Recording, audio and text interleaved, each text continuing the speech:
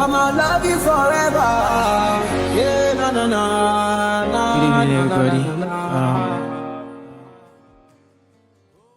One of Africa's biggest assets, Wizkid, real name Ayo Balogun, lost his mother like 1 year ago.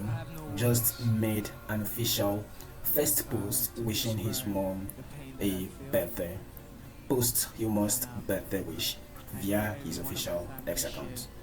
This has got the fans talking already. This is trending all over the internet. As I'm speaking with you now, everyone is also joining hands with Wizkid to wish his mom well, resting in peace. Here are some of what Wizkid tweeted.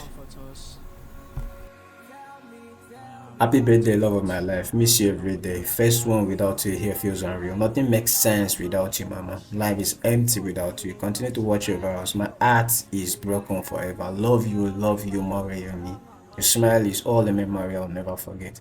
Your love, your hugs and kisses. I miss you clearly. It hurts deeply. The deepest pain I've ever felt in my life. I'm lost, but I pray, And finally, he said this to encourage every other person in his shoes.